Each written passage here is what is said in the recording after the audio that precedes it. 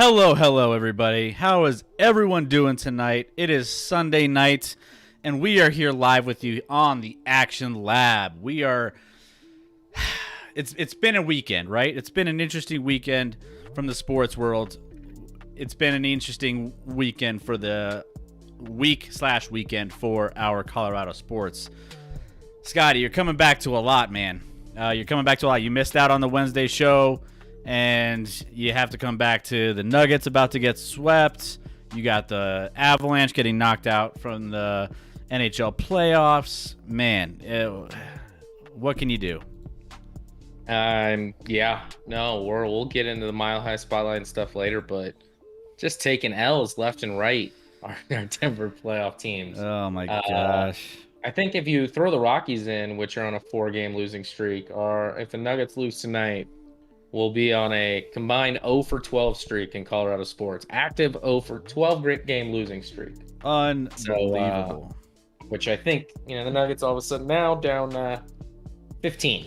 And a minute and a half to go. And Jokic is ejected from the game. So there's that. If in case you haven't noticed, we do not have Nikola Jokic in the game. He was ejected on a questionable call to be ejected. I've seen a lot worse in the NBA playoffs that hasn't been an ejection. Like this call was a little bit aggressive.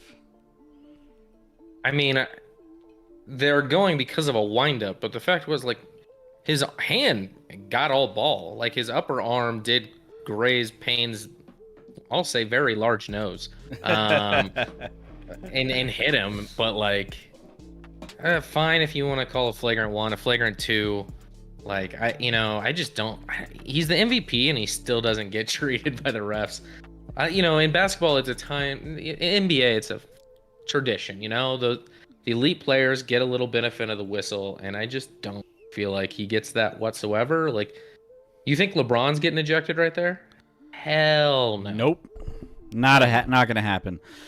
So this is a culmination of really just us being able to not be able to guard anybody from the 1 or 2 spots in this series. And we knew this was going to catch up with us at some point, Scotty, and we'll dive into more of this later on. But, Yeah, it's just really, really disheartening to see all of our teams just struggling all at once in Colorado sports. It's brutal, but what can you do, man? This is what it's like to be a Colorado fan. Whether it's the Rockies, the Avs, the Nuggets, we're just not in a great place. Deb in chat, did Joker get ejected? He did get ejected, and he is actually he's out of the game. So we have JaVale McGee holding down the fort for us here. And honestly, I didn't hate how JaVale McGee played in the first quarter there. He actually got some time when Joker sat on the bench, which this is the first time that's happened. So, I mean, he didn't play awful. Two-time NBA champion JaVale McGee. True. You know, don't sleep on JaVale. I forgot to give him his true intro there. Two-time NBA champion JaVale McGee finally gets in the game. So, so the Nuggets are without their MVP in the closeout game. It doesn't look great, and we'll see if just pure hard work from our bench players can really get this done. The only thing left to be decided is if there's going to be any fights in the crowd tonight. Did you see the one from the other night? I did see the one from the other night, which it's that fight went a lot like this series has gone. And the Nuggets dude just got dominated. In case you guys haven't seen it, you could find it all on YouTube or somewhere, on the interwebs. But it was just this Suns fan who was just destroying not one but two Nuggets fans pretty much. And then the Nuggets fan just getting walked. They just walked themselves out because they just got their ass kicked. And that's kind of how this series is in a nutshell. If you were to put this in a nutshell, that's what it would look like. So, yeah, not great. How are you guys though? How was your weekend? What did you get into? We have all of you guys here joining us. So throw in your thoughts on anything that happened in the playoffs. We're going to be covering all the playoff updates here shortly. We actually have Fact or Fiction coming up here in a little bit as well. Was something we started early on when we started streaming this channel, and we wanted to bring it back. We wanted to freshen it up a little bit, and we haven't done it in a while. So we're bringing it on back for you guys. And we want to take some of your Fact or Fiction questions as well. We have 4 topics that we're going to go Fact or Fiction on. Scotty and I were going to, go back and forth and decide what's fact and what's fiction from these sports stories or statements. And then we want to get some of yours. So make sure you're getting those ready for our Fact or Fiction segment. Otherwise, let's dive in. We have some playoff coverage to go over and catch up on. So let's jump into, what do you think, Scotty? By the way, you're coming back from Wednesday. You were on a trip. How was your trip?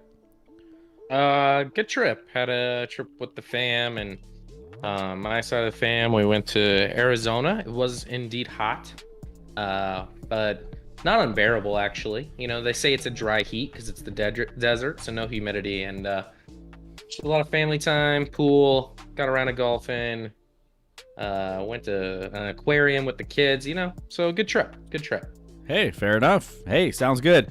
Yeah, I mean, it's been hot here too, so it's been all you haven't really missed much back home. It's been hot, no rain, and that's pretty much it. But yeah,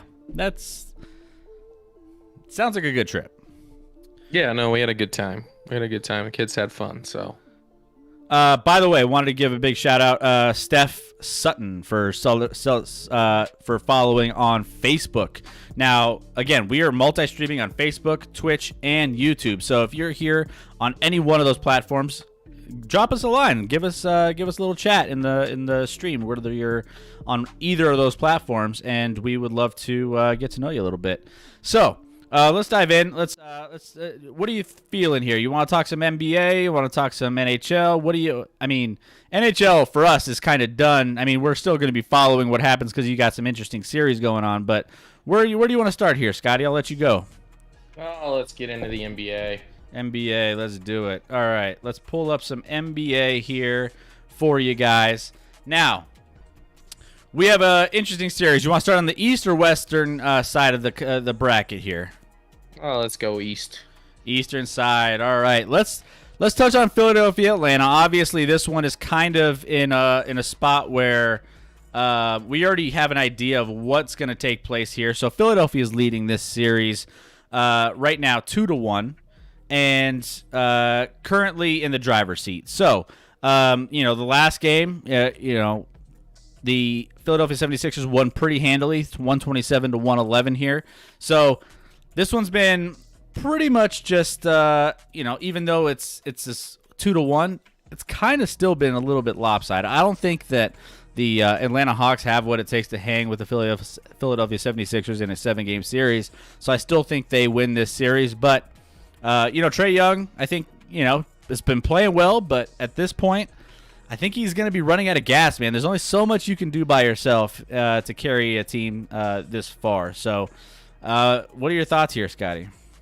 Yeah, I mean, Atlanta got off to a really, really hot start in that game one, especially that first half. And since then, it's kind of been all Philadelphia, especially on the offensive side of the ball. I mean, they put up 124, 118, and 127 in 3 games. So Atlanta just doesn't have a lot they can do defensively to stop this Philadelphia team. Embiid is pretty much owning any guy they put on him, and if they double him, he's getting assists. He almost had a triple-double in Game 3 with 9 rebounds, 8 assists to go with 27 points. So he's getting a lot of free throws. He's getting to the line a lot, so he's getting respect from the officials. So I like to see a big man that can at least get some calls from the officials. But Tobias Harris has been playing well recently.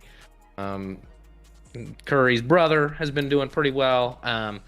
So I don't think Atlanta has, obviously Game 4 can change a lot. If they can get a W on their home floor tomorrow in Game 4 and even this series up, then I think Philadelphia starts to feel maybe a little bit of pressure, at least with the expectation that they should be handling Atlanta. So we'll see what happens in Game 4. That's obviously could stem the tide a little bit if they got a win after these 2 consecutive losses. I don't really see it happening. I think this one could wrap up in 5, honestly. I think Philadelphia's on a mission, and they're awaiting whoever makes it out of the battle that is the other Milwaukee and Brooklyn matchup in the East. Which is going to be an interesting one, so we'll touch on that here in a minute. But I think this series hinged on the health of Joel Embiid. Obviously, he's their MVP candidate from this season that led a really good charge. If he didn't miss as many games, he might have been in that conversation of MVP, if not winning it. And the fact that he had a torn meniscus going into this series, and kind of questions on how this would unfold with him potentially being injured and battling through that. I think that's been put to bed with how he's been performing, because he's been absolutely incredible, beast mode in this series, even with a torn meniscus. So that just tells you everything you need to know about where this is going. So the Atlanta's only chance is if Embiid doesn't play in this series, and that's not going to happen unless something catastrophic happens. So yeah, I think this is going to be a one-sided, lopsided series here. We thought it was going to be a little bit closer, but again, you still have Atlanta 5 seed. I mean, still 10 games above 500. I just don't think they have a deep enough roster to get, into this series and make it worthwhile. So agreed. Yeah. So what we expected from that one. Atlanta came out hot, but I don't think they'll have enough in the end. They need some more pieces, and they don't have anybody that can cover and match up with Embiid on the inside. Now, I do think Atlanta moving forward, we'll see how this series plays out. I think we're kind of just jumping the gun and saying that we think is going to be Philadelphia series win. But, maybe we could just, we'll wait on this. But, what we see, Atlanta doing in the years to come, building around Trae Young and what they need. So maybe that's going to be our season wrap up on maybe, another show. But for the time being, Philadelphia is in the spotlight. We're hoping to get that sexy matchup in the Eastern Conference Finals, potentially with Brooklyn, but there could be a surprise. We don't know. So that takes us to our other series here in this division, in this conference side of things on the Eastern side, and that is the Milwaukee Bucks and the Brooklyn Nets. So this series has taken quite a bit of turn here. Now, initially when you jumped out to this series, you saw a 115-107 win in the game 1. You saw the 125-86 blowout in game 2, and all of a sudden this is kind of shifted to the Bucks winning in a last-second kind of situation here in a weird score. We went from 120 the 100s and the to 86 to 83, which is a strange final. In regular season, postseason, you name it, it doesn't happen. And then you get this final 107-96. But the key pieces here are the fact that Harden's not healthy. He's got that hamstring injury. And you had Kyrie go out in a boot with an ankle sprain, whatever that is. Everything was negative on the report, so nothing broken, nothing serious. But those aren't easy for you to come back from, especially someone like Kyrie who runs the point and is as versatile and athletic as he is. That really takes a lot out of a player, and those don't heal overnight. So, Scotty, we have a little. I want to tease fact or fiction here, but what are your thoughts just based off of, is this series turning a little bit? Well, obviously, after game 2, I think the whole world thought this series was, just Brooklyn kind of choking in the playoffs again. Or I'm sorry, Milwaukee choking in the playoffs again, and Brooklyn was going to manhandle them and walk out of this and maybe a sweep. And all of a sudden, and that was without Harden really playing at all after he got hurt in the first minute of the first game. Yeah. Now all of a sudden, you got Irving, who didn't play in the second half, got hurt in the second quarter today. You're without 2 of your 3-headed monster, and PJ Tucker is just getting up in Durant's grill. So I love it. That trade for PJ Tucker at the deadline is proving to be very, very valuable right now for Milwaukee. He's playing aggressive and physical. Nash, the coach for Brooklyn, called it borderline, illegal, like overly physical and dirty, almost to the point of calling it dirty. But Durant, 9 of 25 from the field, 1 of 8 from 3 today.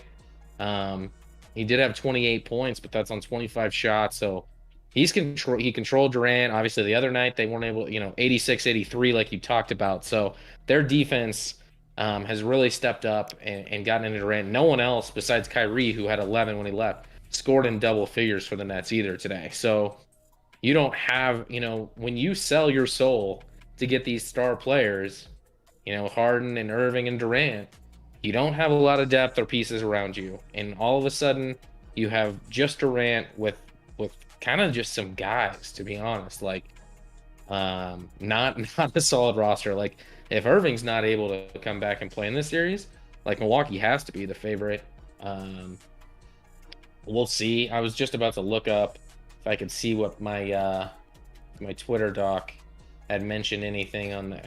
I flew back today, didn't see it, and he hasn't commented on anything today. So, by the way, do we figure out a way to get Twitter doc on our show? Like for like I feel like we reference this Twitter guy, this Twitter doc that is like your go-to so much. We got to give him some love. We got to give him some hype. Let's get him on the show one time and just have like a breakdown of some of these injuries and things. He's gonna be our Stephania Bell. Yeah. No, he does do some podcasts and other things for other people. So we could try and get him on, see what happens. That would be awesome. If in case you don't know, Stephania Bell is the fantasy football ESPN doc. Well, she used to be. Now she doesn't do that as much anymore. Now she's just kind of like has 3 or 4 little like seconds of content where it covers injuries and things. But then she does like just regular commentary the rest of the time, which is hilarious. She's considering she started out as a doctor. But by the way, you mentioned the whole PJ Tucker getting in the grill of Kevin Durant, which I loved. Did you see the side story about this? Talking about Durant's bodyguard. His or whatever. bodyguard that's supposedly paid by the team. I think this has been disputed a little bit by Kevin Durant and maybe a couple people, but he is the one that, like, if you watch this video back, you'll go and you'll see that he rushed onto the court, this guy in black, and just broke up this fight. And it was just, or this, not even a fight. It wasn't even a fight. It was just like a little verbal altercation face to face. And all of a sudden it's coming out that Kevin Durant needs a bodyguard that's paid by the team. And then all of a sudden it's like all of the Twitterverse blew up about how soft Kevin Durant is for having to need a bodyguard at the game. It's like, what?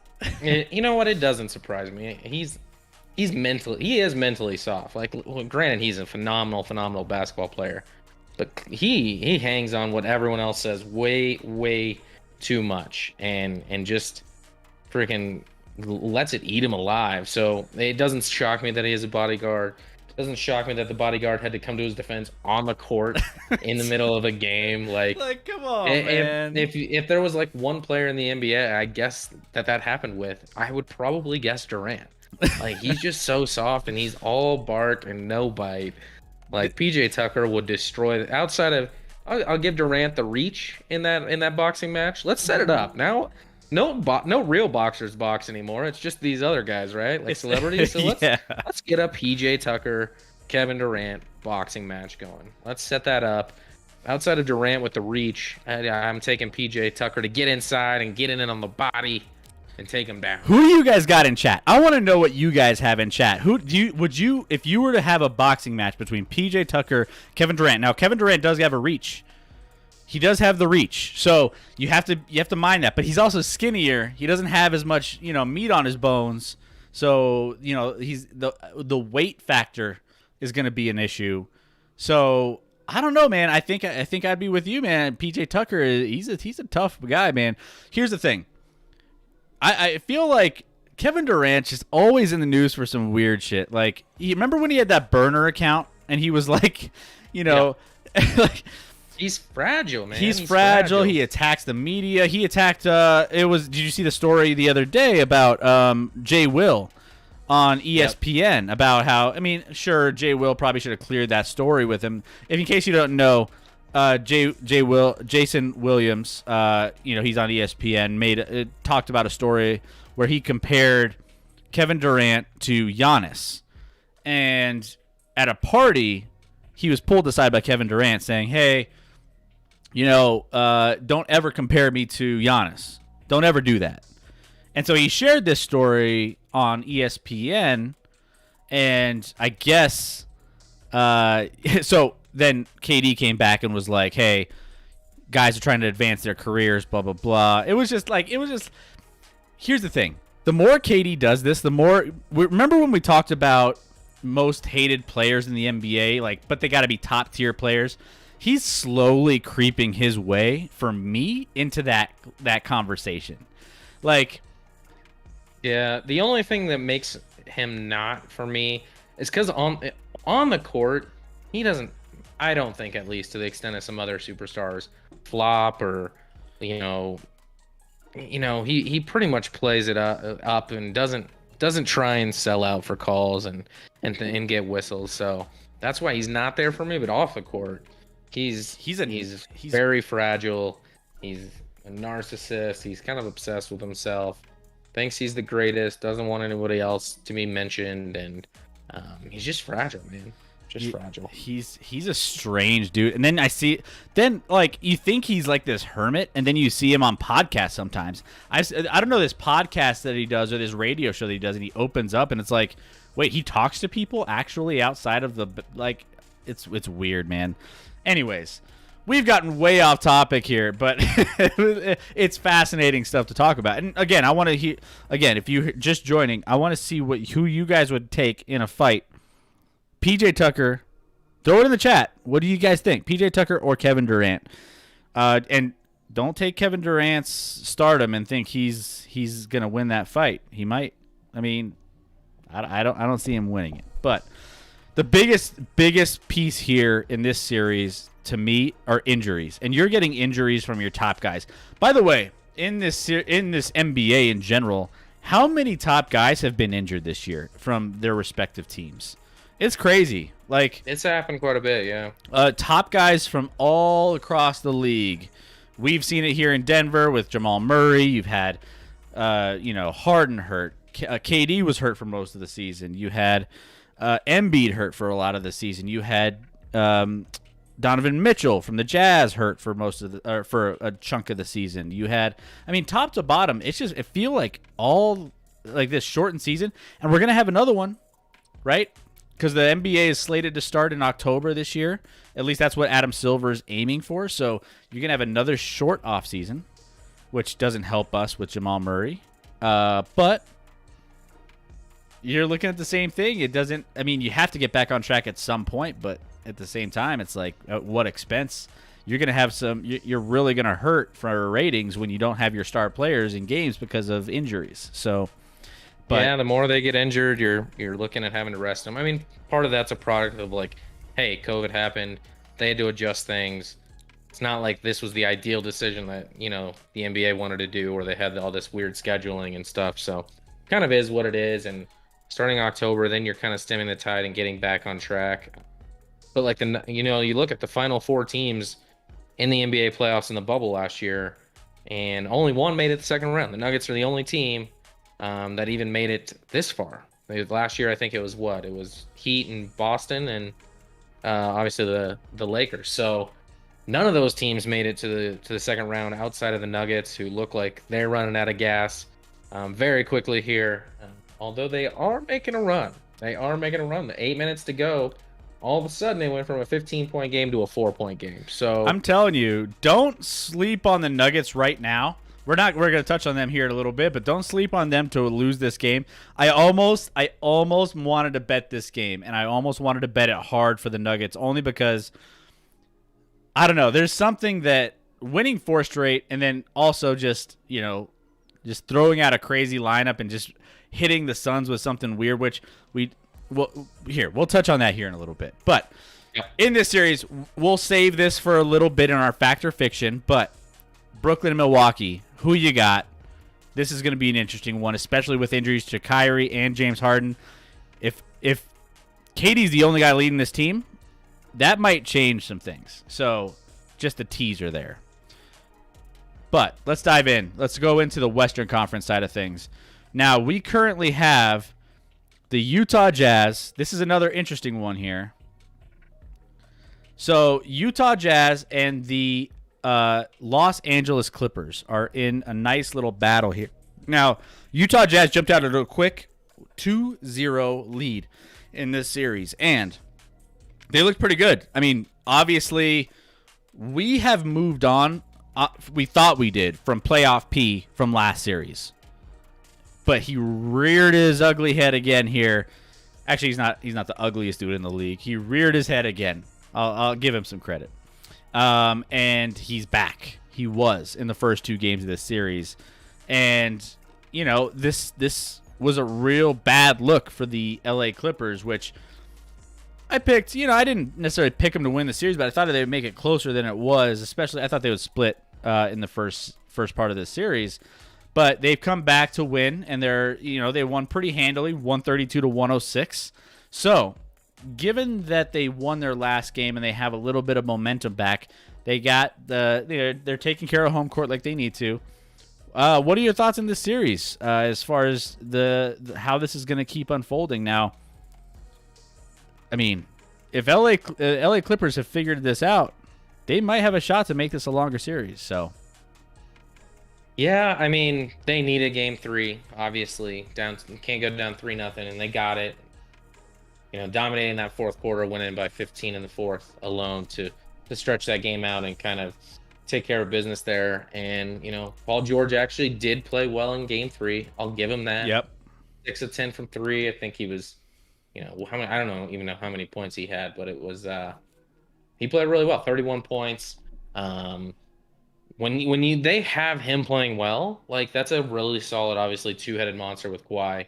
But Kawhi's consistent. Kawhi's gonna, 70-80% of the time give you the same numbers. He's going to be consistent. He's not going to blow up, but he's going to be somewhere in between 25 and 35 points. And he's going to, do the little things, play defense, and just kind of be a monster and get rebounds. So that guy I trust. I don't trust Paul. And on the other end, we've seen now for 2 straight postseasons, Donovan Mitchell is an absolute beast in the playoffs and is almost impossible to guard. He's gone off. He's averaging a ridiculous amount through these first 3 games. He even had 30 yesterday in the game in a losing effort, so still played well. I like the resolve. I like the depth of Utah. I think they play as a team a little more, move the ball around a little better. I picked Utah to win this one. I think you went with LA, but I'm not going away from Utah. Utah's home court, for whatever reason, is a huge advantage. They played incredibly well at home this year, only losing 5 games. So I look for them, even if it does end up going 7. I think in a game 7 they'd be able to take care of business, and I'm looking at Utah to move on to the Western Conference Finals, even though you think they're the weakest one in the history of basketball. I just don't want them to win, man. I even I scared myself a little bit this weekend because I was talking to somebody about the playoffs, and I was like, yeah, I just don't want Utah to win, even if that means even if that means Brooklyn has to win it. That's how bad. I almost went to that dark place where I was like, I would rather Brooklyn win than Utah, just because I don't want Utah to prove me wrong this whole year. Like, number 1 seed, I don't know. I give them props. They've been consistently proving me wrong throughout the course of the year. But you know how painful it's going to be to see Utah win a championship before the Nuggets? Yeah, it'll suck. It'll suck. I would almost rather Brooklyn win a championship before the Nuggets or before the Utah Jazz do. I just can't do it, man. I just can't. That might be a hard take for people to hear because a lot of people hate Brooklyn, and I do too. But I hate Utah more. I think. I don't know. It's tough for me. It's a tough one. You ever know, you probably are like that with the Broncos, right? It's like one of your most hated teams, of all in any sport. So you would rather like a team that's kind of slightly, a little bit more. Hey, thank you, 666-366 for the follow. Appreciate the follow. Thanks for the love. Welcome to the Action Lab Rat Pack. Love it. Lab Rat, another Lab Rat in the lab. Any soccer fans, guys? Oh, hey, we talk a lot of soccer, man. We just got done talking about that big USA win against Mexico. I've been following a lot of the Euro 2020s here and there. So yeah, I love talking some soccer. What about the Euro 2021? I mean, Euro 20. Still the 20. Oh, I'm sorry. I'm still on 20. Yeah, 2021s. We haven't even touched on the super, super scary moment that happened yesterday. Oh, man. Woof. With Eric Christensen in that scary Denmark game where the doctor basically came out today and said he had a cardiac event on the field and he was gone. And they had to get the defibrillator to resuscitate him. That's a terrifying, scary thing for that. And it'll be interesting to see what medically they found to have that happen to a guy who's obviously young and healthy, and that sort of stuff shouldn't be happening to. So that was a super, super scary thing. All of a sudden he went from jogging, got a throw in, and just went down, and they zoom in and you can see his eyes are open. But you can see he is not there. He's shaking and having, a seizure almost of sorts, and just a terrifying thing to see, someone on the pitch like that. And, as guys are waving people over. Unreal. It was terrifying. And glad he seems to be in better spot now and is stabilized and hopefully they'll figure out what happens. I mean, I don't know what this means for his playing career. Like, obviously you don't want to jeopardize your long-term health just to play a game, even though it's his livelihood and it's his passion, and he's possibly their best player. So Yeah. And it's been really good for Milan this year. So scary to think about. Hope the best for him. Glad he's stabilized. Glad he's all right, at least in that sense. And we'll see what happens from here. But that's something you don't see often, and was pretty scary to think about. Yeah. Triple from UK, so I'm glad you guys mentioned this tournament. Ericsson incident was scary as F. Yeah. No, it was definitely scary. But, yeah, we're definitely going to be covering some of this Euro 2021 tournament because obviously there's a lot of fun games happening here. We're still in the group stage and everything else. But, hey, keep tuned. On Wednesday, we're going to have a little bit more to talk about when it comes to Euro 2021. So keep locked in there. So, hey, Triple, just want to give you a heads up. Thanks for following.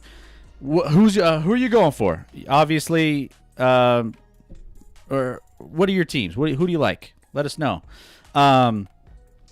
But yeah, no, that was such a scary moment, man. Like I went back and I saw the highlights of it, or lowlights as of right now. But man, it's Really? I mean, yeah, it's crazy. Happens to footballers a lot. I mean, obviously we have back in the day some instances on the basketball court with like Hank Gathers at Loyola Marymount back in the day and stuff like that. But that's a scary thing to witness out on the pitch. So Yeah. hopefully we don't see that for a long time. If you've been following European leagues, it's been happening very often. Footballers in the last 10, 15 years. I can give you loads of examples. Yeah, man, it's crazy. And obviously health is first and foremost in all of this. But I'm from Manchester, so I support United, but I'm also a huge OKC. Hey, why OKC? What is it? What connections do you have there? Interesting. That's awesome. That's awesome. And by the way, you might be our first fan from overseas that's joined the channel. So welcome. We're gonna use a wealth of your knowledge most likely in all of our shows because we do follow soccer over the sea, but at the same time, we're not. We have a lot to follow here in the United States too, with the NFL, NBA, NHL, Major League Baseball. There's so much here too. So, you might be our eyes and ears over there overseas. So it's glad to have you over in here in the Action Lab to keep us company and fill us in on a lot of those big time news stories and things that are going on. So appreciate the support. But yeah, so we jumped off here. I've been a huge fan of Westbrook, so even after he left, the love remained. Yeah, I do appreciate what Westbrook was when he first came into the league and with OKC. He was a fantastic player.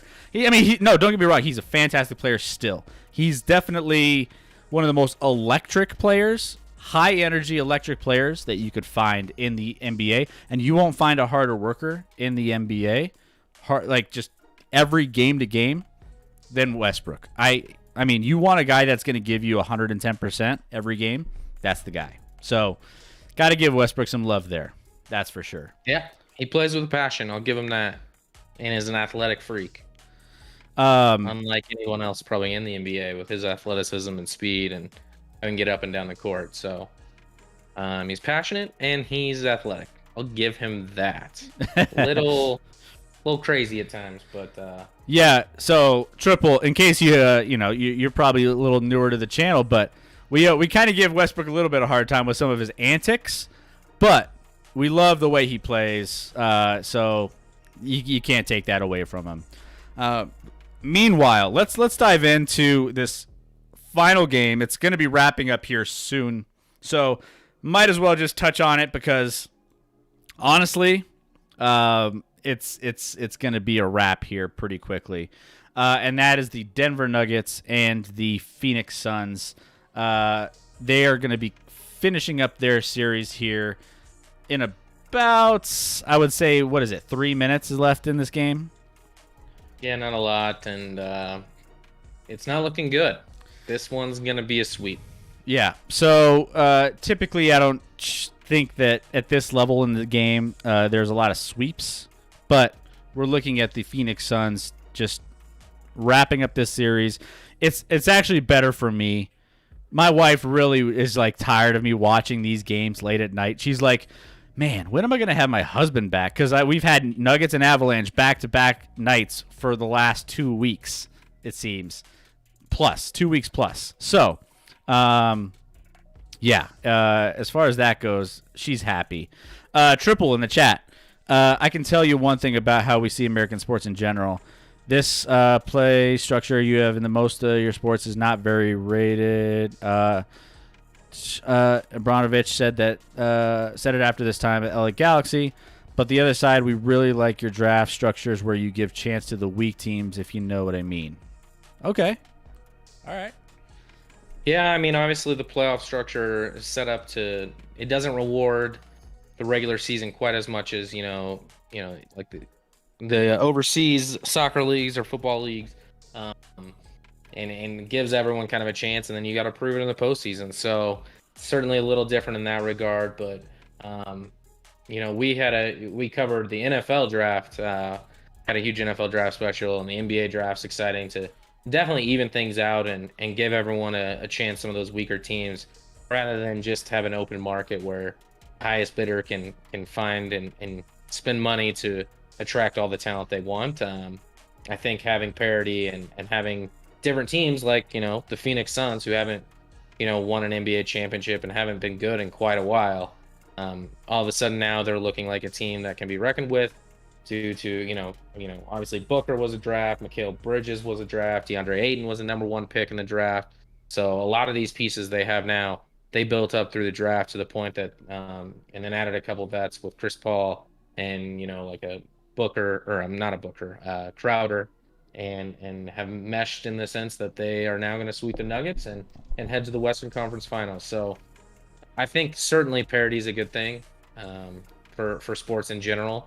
You don't want to, part of my problem with why I like the NFL more than like college football, for example, is college football, you have the same teams, it seems like, in the college football playoff every year. Alabama's going to be there, Clemson's likely to be there, Ohio State's likely to be there. Yep. And then maybe, that fourth team is a wild card team and can switch between like an LSU or Oregon or an Oklahoma or something like that. But it just seems like the same teams are in it every year. So parity's great and certainly helps the fan bases believe that they have a chance. And obviously, if you've watched your team be garbage for a whole season, at least now you have the excitement of what the draft coming up and knowing that you're going to add a really, really special talent to your roster, regardless of what sport you're talking about. I mean, that's how the Avalanche have changed. The Colorado Avalanche hockey team has changed their fortunes. That's how the Denver Nuggets have changed their fortunes through the draft and getting really solid scouting and things along those lines. But I will say there's something about the European, the relegation system and how, it's been built out to where, you can climb up or there's that penalty for being one of the worst teams, in a certain division. And I think that is the aspect that it's fascinating. When we were covering the Super League fiasco that was going, we were talking about like, man, obviously there are some differences between European, the European leagues, soccer, football, all that. Like, there's some differences between how Americans see sports and how the Euro leagues, all the fans out there see sports. And it just reminds you how different things are really when it comes to, how things are structured and with the playoff formats and like the tournament style and all the different things. It's fascinating, man. I love all of it. I mean, I'm still learning more and more about EuroLeague soccer. So no, it's great to have your perspective. Are you still in the UK right now, Triple? Are you still out there? Or are you living somewhere else? Let me know. But yeah, as far as this game goes, 116-107. Phoenix is going to be wrapping this up here soon. So, yeah, so we'll be wrapping this game up, and it's going to be unfortunate, man. The Nuggets, I think they have a bright spot next year. I think they'll have a huge advantage going into next season. Hopefully, having everybody intact once they get Jamal Murray back halfway through the season. But, yeah, I think it's going to be a little bit of a boost next season. I'm excited for that. But I think we all knew when Murray went down that this wasn't going to be a team that could now go on and win the NBA title. So we'll just have to. It hurts to get swept. That's never something you want to see. But we'll be back hopefully next year with a healthy Murray and maybe find some other pieces. I don't know where they can go in this offseason. But they need to kind of add some depth to the guard play because right now they're getting dominated by like Chris Paul and Booker, and they even got outplayed last series with Dame Lillard and things of that nature. So got to improve the guard play to go along with the MVP Joker and Michael Porter Jr., who hopefully takes the turn and becomes even more elite next season as an offensive, and hopefully take some strides on the defensive side of the floor as well, where he seems to struggle still quite a bit. And they pick on him in pick and rolls quite a bit. So still a fun year. They played well for the most part. Added some pieces, Gordon, Campazzo, things of that nature. So we'll see where they go. But congrats to Phoenix. They swept the Nuggets, but I don't actually hate the Suns. The only guy I don't like that much is Chris Paul, but everyone else, like, I don't have a dislike for or like don't want to see them win or anything like that. So this is going to be one of the first times a team that beat us I don't have a hatred for. But they were just a better team. Yeah, they were the better team. There's no doubt about it. I'll take them over Utah any day. So let's see. OKC in a position where in 3 or 4 years they could be a team to watch. I mean, they don't they have like 13 draft picks? I honestly think that OKC is going to be one of those teams that's going to be up and coming. They have a nice young roster. They have Dort. They have a bunch of guys that are really just putting some maybe veterans around and then adding a couple young studs. I think they could be in a great spot to do some big things. And then you're in Manchester, man. Isn't it early in Manchester right now? Isn't it like 4 a.m. or I don't know what the time difference is. I think it's isn't that 8-hour time difference if I'm not mistaken, from at least from us. I think it's from Mountain Time, our time. I think it's like an 8-hour difference. That's a nice little early morning for you, I think, right there, Triple. Could you please explain to me how the Lakers got the team they have, considering you have a wage cap structures? I just don't get it. Scotty, you want to help out with that one?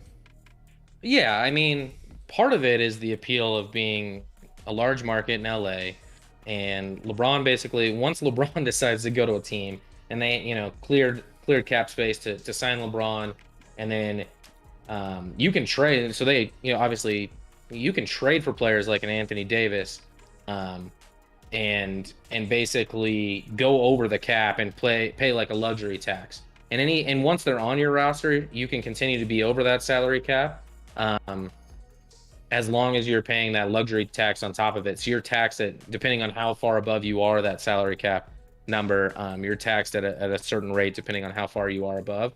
But yeah, I mean, obviously they have two big pieces in LeBron and Anthony Davis, and then a lot of vets for sure, but not exactly high-priced veteran players. So they're able to stay under the within the rules that way. And obviously, when you have a LeBron, a lot of players are in America. All of a sudden, it wasn't always this way, but especially in the NBA, you have this like, hey, let's team up and form a super team motto where especially some of these guys where maybe they're more role players are willing to maybe not make as much money and go to a team like the Lakers where they have a chance to compete for an NBA championship. So that's kind of the psyche that a lot of players have now, where back in the 90s that was kind of unheard of, and people weren't teaming up, and you hated all these other guys with the the Bulls. Like Jordan would never do something like that, but Yeah. That's kind of how it works. And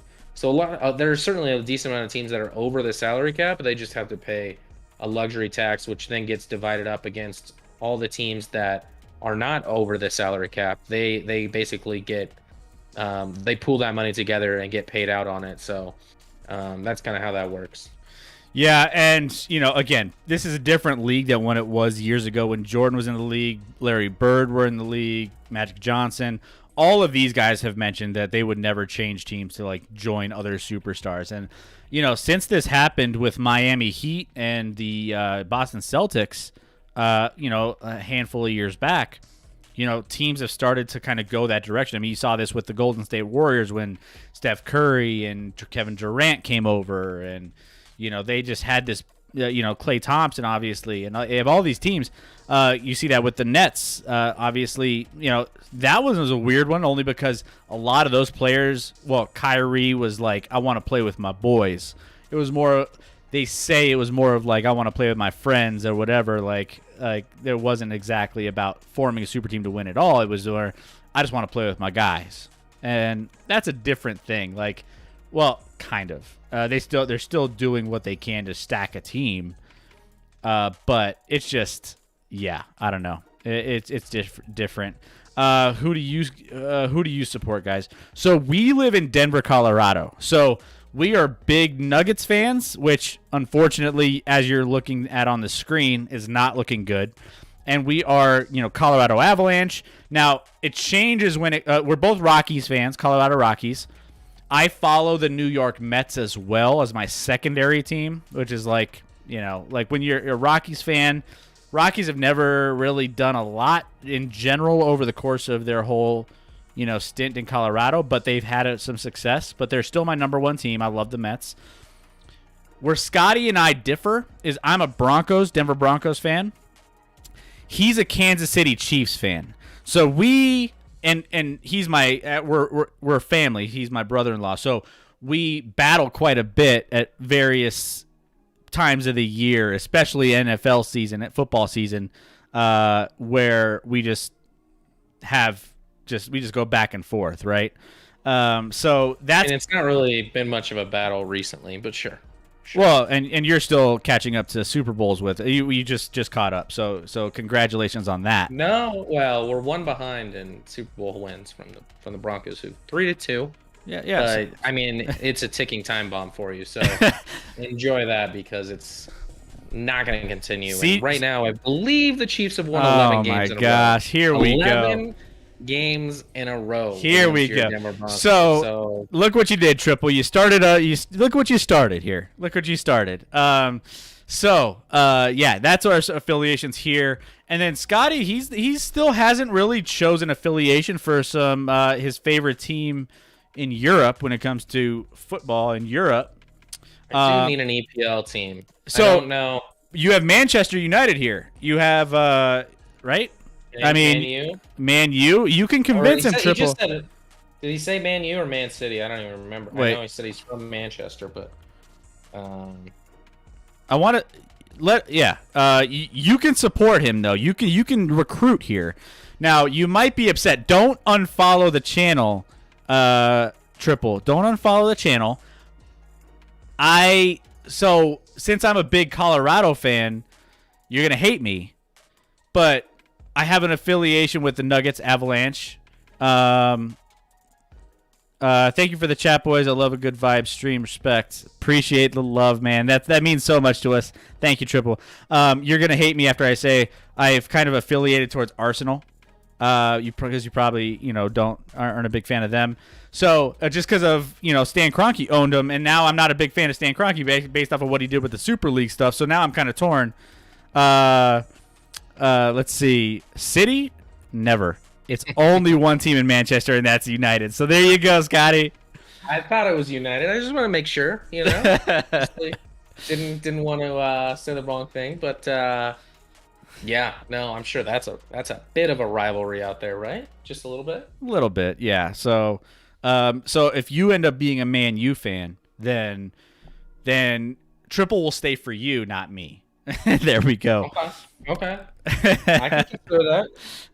Just sell me on Sell me on Man U because I don't have a team right now. So. As long as it's Liverpool, you good, bro. Yeah. Yeah. Boom. So hey, I'm not on Liverpool. I actually had a roommate in. I worked for a indoor professional soccer team, and my roommates were Liverpool fans, and so yeah, I didn't jump on that bandwagon. Believe me, I'm still on the Arsenal side of things. So that's where we're at there. But let's double check this here. We have a final. The Nuggets have been swept, so it's in the books, guys. It's been the worst playoff experience. We won a series, so that's good. The biggest derby for United is between Liverpool and Leeds. Okay, all right. See, this is why I love having you guys in here, because like some of these like rivalries that we might not know about, like those are the things that. So, hey, Triple, thank you for all the insights, man. I love it. So I mean, my team's actually AFC Richmond. That's my favorite team. Come on, man. By the way, Triple, how much do you what's your favorite, is NBA your favorite sport here? Like do you love watching like American football? Do you love, I mean, what's kind of your go-to? And then I love to get perspective from the UK. Like what does everyone out there get into when it comes to American sports? Let's see. Kroenke and the Glazers are very hated over here. If you heard about this Super League thing, it was a joke. Oh, yeah, we covered it. We definitely covered that in our stream when the Super League pour went out for the Super League that lasted for like 24 hours or whatever. But yeah, no, I know he was one of the big backers behind it. And here, I'll be right back. Kroenke just doesn't have enough money, so obviously he needs a little more. And these greedy owners thought they were gonna just, change everything up, start this Super League, and change like this diehard tradition of, even a couple years ago with the upset in EPL and the underdogs taking the league and stuff like that. So glad that ended really quickly, and glad all you fans out there got on your teams and owners pretty quickly if your team was one of the Super League teams that were looking to jump ship from whatever league you were in, whether it was the EPL or obviously Barcelona and Real Madrid out in Spain and things like that. So in some of the German league teams. So glad that didn't happen. It's not surprising that Kroenke's hated out there. In Europe, boys, it's only NBA. No real interest in NFL or baseball. That's fair enough. Fair enough. Yeah, we're pretty into all of them. I work actually in baseball, so do a little bit of that, working for the Colorado Rockies, but and I'm pretty diehard NFL, but love the NBA too, and appreciate you hopping in here. Which makes me wonder why, so every time the NFL sends a couple teams over to play, so it's like, how I always question how big it is really over there, because obviously they show a lot of fans getting excited into games and like wearing the jerseys and everything else, but what is really the full interest level when it comes to the NFL? So that's fascinating to hear that, though. It's super interesting. If you're only allowed to remember Yugoslavia versus USA in the Olympics, that's why there are so many Serbians in the NBA, and they also used to be from Yugoslavia. Okay, all right. So yeah, I mean, hey, we got a Jokic here. We got we got some guys here that have come overseas and done pretty well. I mean, that I feel like it started with like Arvydas Sabonis and stuff like that. He like paved the way. Now his son's Domantas is in the league and stuff like that over from Yugoslavia. Yeah, I think that's where Sabonis is from. Yeah, if I remember correctly. Yep. So, and then you had Novak Djokovic coming in and winning the French Open today too. By the way, speaking of Serbia, so yeah, man, that's. Man, this is cool. I love getting somebody from, a different side of the world to like come in and like, talk some sports with us. We don't really get that very often. So glad you're here, Triple. So glad. But yeah. Uh, as far as this is NBA, let's wrap that up. So, but isn't hockey? We're about to touch on the NHL here. Is hockey kind of big? I know Sweden is big in hockey. I know there's a couple countries out there in Europe that are big in hockey. We obviously have the NHL playoffs going at the moment, which we're about to just give a quick update here now. But what's hockey look like out there? Do they follow the NHL a little bit more than some of these other sports as well? I'm not sure. I don't know. I would think so, but could be wrong. I think it depends where you're at in Europe. You're right, like Sweden and Norway and Russia, some of those areas, I imagine, where maybe the UK not as much. Yeah. About ice hockey, but I'll tell you one thing, boys. When it comes to basketball, no country or league comes close to the NBA. Yeah, man, it's a different beast out here.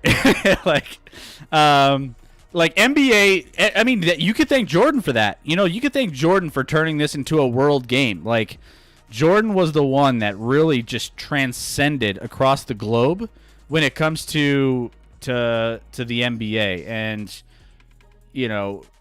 I remember the what was it, the new documentary that came out with Jordan, and they were talking about when he went to France for that one trip, and he was just the celebrity of that entire country for that period that he was there. So it was wild. But yeah, so I mean, that's the one thing why you can just say Jordan just changed the NBA to be a world game. Nobody follows hockey here, boys. They show the Super Bowl only on national TV, and that's about it. Okay, all right. I see you. Well then, yeah, that's crazy. I would think it would be a little bit bigger than it is. I mean, obviously Canada is huge in hockey and some of these others, but it was at '92 Olympics. You're tight, my friend. My friend, he put the sport on the map. Yep, the '92 Olympics. It was the dream. It was the dream team out in Barcelona. Yep, just putting it on the map, because obviously before that they had a rule where professional basketball players weren't able to play in the Olympics, and then they changed that, and that team just ignited a firestorm that turns into the global game. It's done a better job globally of getting players and things like that in the past 20 years than any other sport, for sure. And the NFL's trying by going out there and having a few games, but they still don't even play the sport out there, though. So it's hard when no one's playing the sport to get really dive in and have interest in a sport that doesn't really exist out there. So yeah, no, it's crazy, man. I mean, the fact that the NBA is big though in Europe is really cool though. Now all we got to do, Triple, is try to get you converted from an OKC fan to a Denver Nuggets fan, and then we'll be in good shape. But I understand though, because OKC is going to be coming up here very, very soon. I have a feeling OKC could be a potential playoff team next year. In my opinion, I think they can make like a 7th or 8th seed next year and be in competition with some of the big boys coming up in the next 2 or 3 seasons. So keep an eye out for them. They have a nice young team building around, so love it. And a million draft picks. Oh yeah, just a million. Yeah, no. So you're looking great with OKC. Stick with them, man. Stick with them. But if you wanted to come to the Denver Nuggets side of things, we would take you. You could be a Jokic fan, and Jamal Murray and all. Michael Porter Jr. is coming up, so we would take you and have you, join us for some games out here in Denver. We'll host you. Make sure you're all good. The multimillionaire is just participating in for the fun of it. Never seen before. Yeah. It's just kind of the thing, right? Yeah. Wild, man. It's wild. There's a lot of rich athletes out there, that's for sure. But all right, let's jump into this hockey real quick. Yeah, so hockey. Another depressing thing for us to talk about. So unfortunately for us, we have a couple different things happening here. One bright side of everything here is the fact that we called the New York Islanders to make it to this point. I do remember this because we had the Avalanche playing them, I believe, early on when the NHL final or NHL brackets were released. So the Avalanche just ran short here, and that's what's really frustrating here because where the Nuggets ended up falling short, the Avalanche ended up being one of those teams that underperformed and underachieved this year. It's really sad to say. This was a failure season based off of the fact that they were preseason favorites to win the whole Stanley Cup. They didn't have any injuries major in the playoffs. They had the best record going into the playoffs. It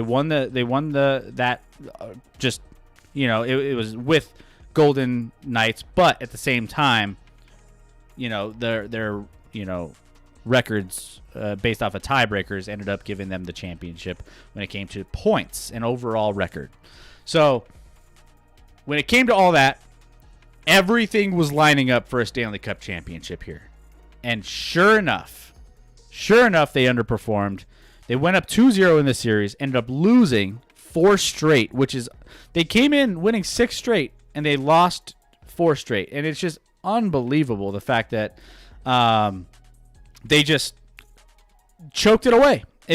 This was the year they needed to win. They needed it, and they choked. Yeah, now they're going to have to make some decisions with the Seattle Kraken becoming a new franchise. You can only protect so many players. They have, some money decisions to make with Makar being a restricted free agent. Got to keep him. A couple other pieces. Obviously, Landeskog, they got to figure out what the contract with the captain will look like. I think they keep him, but they got this.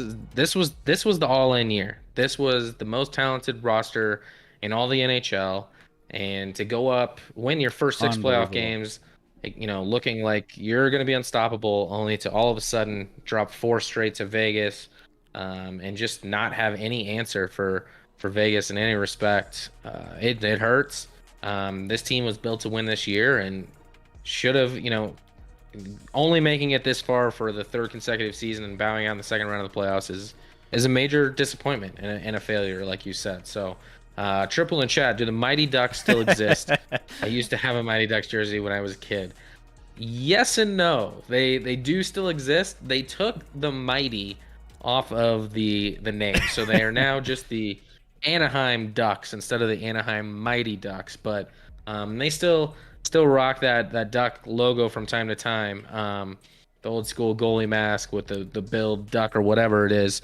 So they still do exist. I don't know why they took the Mighty off it. Like, keep that Mighty Ducks on there. The Ducks doesn't even sound as good as Mighty Ducks. Like, I don't know why they took that off in the first place, but Californians are weird sometimes, so you just got to roll with it. I was just about to say, there's zero reason, whoever was in the marketing department for the Ducks, why they needed to get rid of the Mighty in front of it. And, like, it's just insanely just nostalgic for us that grew up. I don't know how old you are, 666. I don't know I mean, I grew up with the Mighty Ducks. Like, it was just that nostalgia of the flying V and, like, that green jersey with the duck holding the stick and everything. Like, it was just so good. And if you put that on a jersey, it would be the top-selling jersey in the NHL. I guarantee it. It would sell like crazy. Like, they do the jerseys every single year, the promotional jerseys. If they did that jersey or like a variation of it, it would insta sell by far. I don't know why they don't do it, but yeah, they do. Didn't want to be affiliated apparently with the movie anymore. They do semi-exist. 666, absolutely. I'm an '80s kid, just to say that. Okay, all right, that's fair. You know, I'm a little I'm '80s. I was born in the '80s. I was 87. You were born in the '80s as well, Scotty? It was 85. 85? Yeah, 85. So we got a couple. Yeah, we're all from the 80s here. There we go. See, we might have some viewers here that are maybe a little younger. But yeah, hey, so we're in the same. We're almost there. So going back to these playoffs here, we have the Islanders who have surprised most, but not us. We thought they would be here. The fact that they've come here and been able to challenge for this Tampa Bay team, I think that's going to be a fun series to watch. I'm not going to lie. I'm going to be watching that series. I'm more interested in that series than I am the Vegas series because I know what's going to happen in the Vegas series already. We'll touch Vegas is going to get swept? I would hope so. This is one of those where I want Vegas to lose so that, maybe it's just not. I just don't want to worry about Vegas winning it all, and then I don't know. I've never been that guy to lose to the champ. Like I've always been like, I don't want the team to beat us to win. It's weird. I'm on a weird track with that. Same year, bro. 87. See, 87's a good year, man. 87, it's where it's at. I'm telling you.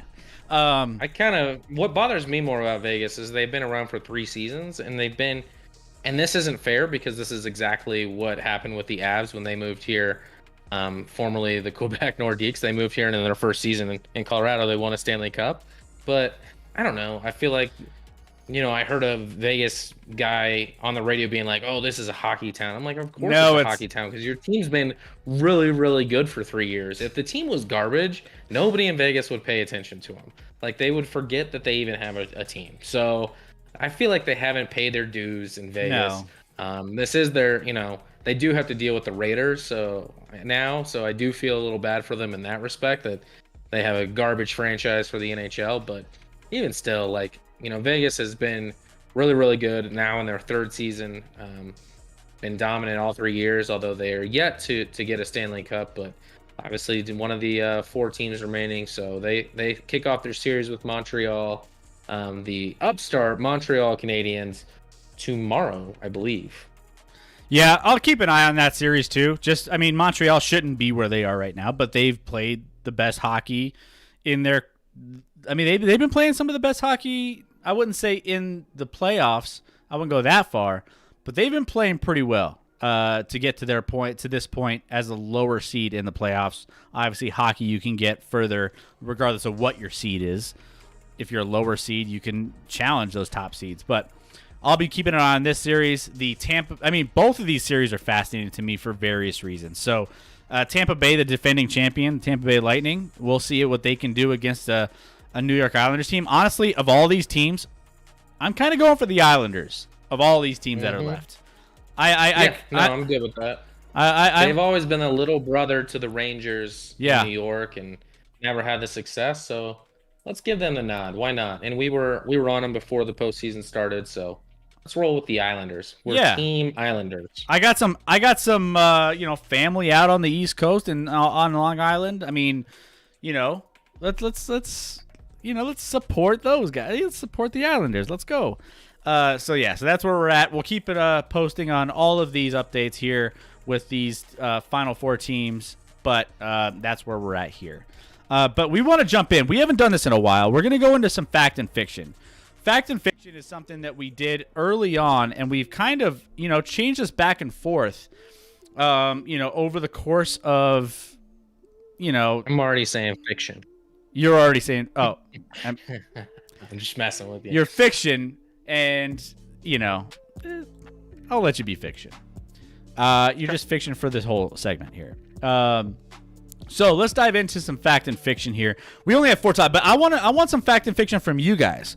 If you guys want to shoot over anything you want, just put a statement into the chat, and we'll do a fact or fiction over it. We have 4, but we want yours as well. So shoot those in the chat, and we want to cover those. So even if we're a little delayed and we're talking on one, and you want to just send like 5 or 6 in there, we'll hit them all. Let's do it. Let's make it happen. So, fact or fiction time. Let's go ahead. Let's hit what we have from our standpoint. And let's start out with what we just talked about, the Vegas Golden Knights. Are the Vegas... the statement. I'm sorry. I jumped the gun here. The Vegas Golden Knights are the best team left in the NHL playoffs. Fact or fiction, Scotty? I'll let you take the first one on this one. I mean, it's a fact. It has to be a fact. Like, they're definitely the most talented team and the best team left. Does that mean they're going to win? Not necessarily. Like, in hockey, we talked about it. A bounce goes one way versus another. Like, I even felt like in Game 6 the other night, like the Avs, I felt like outplayed Vegas. And all of Vegas's goals were just the puck bouncing the exact way they needed it to. And so they got those breaks along with being a really, really talented team. They're deep on offense. They're they were aggressive against the Avs in their forecheck, which I think really got the Avs off their game. And that's going to be by far the most talented offense they're going to have to face throughout the course of the remainder of this playoffs. There's no one that can match up there. So are they the best team left in the playoffs? 100%. They're the best team left in the NHL playoffs. Does that mean they're going to win? I hope not. As we talked about already, they're certainly the betting favorites. Let me check out. I don't know if they have the odds posted right now since there was a game today, but let me take a look. I guarantee they're the betting favorites. They're probably heavy favorites against Montreal, and then looking like they will take down the odds for sure. So are they the best team left? Absolute fact. And if you say fiction, I am gonna come after you. I am indeed saying fact. We already told that throughout the course of the early on, before the playoffs started, we said this was the Stanley Cup Finals in this series between the Avs and the Vegas Knights, right? We've been saying that since the beginning. This series should have been, in previous years, the NBA Finals. Or, I mean, not NBA, sorry, NHL Finals. I'm sorry. It should be the Stanley Cup Finals. And the fact that this happened in the second round is just a result of how things have played out over the course of, how things have been restructured. So, the fact that they beat the number one team, and these two teams finished with the best records in the NHL, you have to say that they are still the best team left in the Stanley Cup playoffs. Now, I would argue, there are teams that are playing really, really well that could, like you mentioned, the Lightning. Look out for the Lightning. The Islanders, I don't know if the Canadians have what it takes to beat the Golden Knights, obviously, but there are some teams that could knock off the Golden Knights. That doesn't mean that they're not the worst team in the NHL. So I 100% agree. They are the best team left in the NHL playoffs currently as we stand.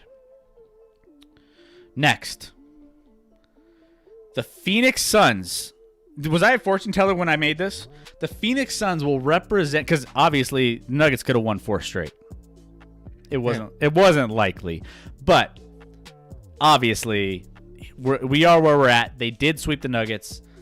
The Phoenix Suns will represent the West in the NBA Finals. True or false? Fact or fiction? Go ahead. Is it my turn? Yeah. Mm-hmm. Fact. I think this is a fact. This is a fact because here's the thing.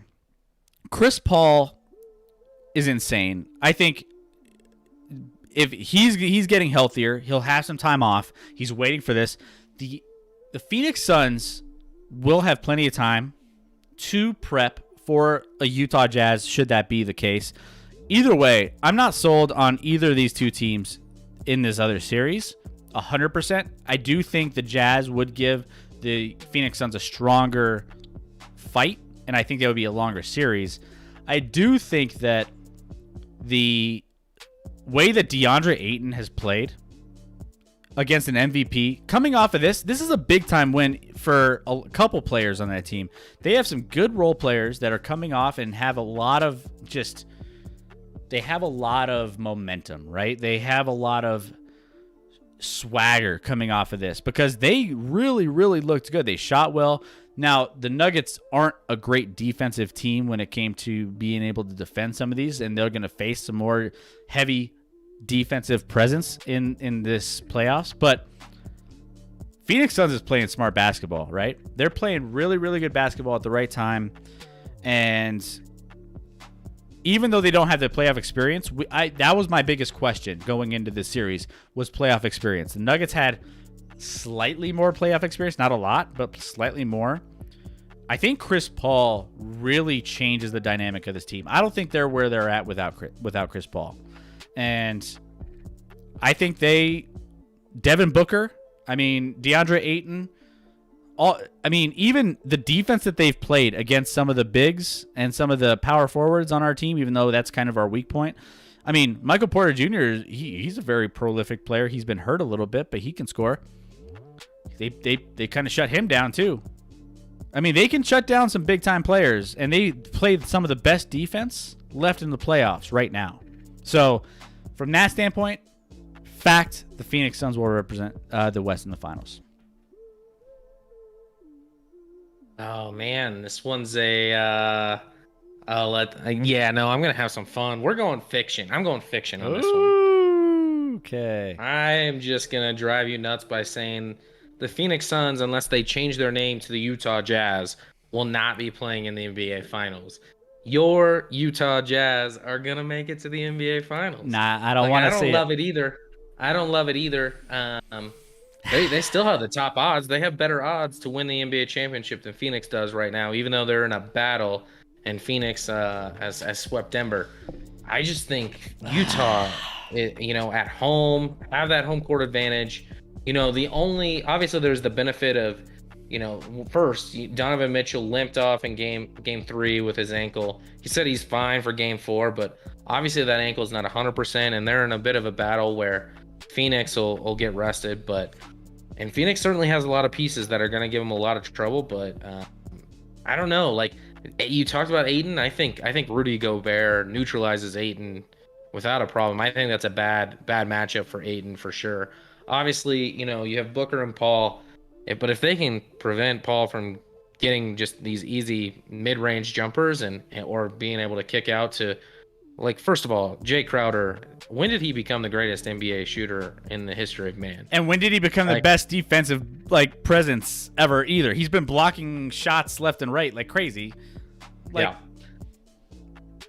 But I don't know. You look at Utah.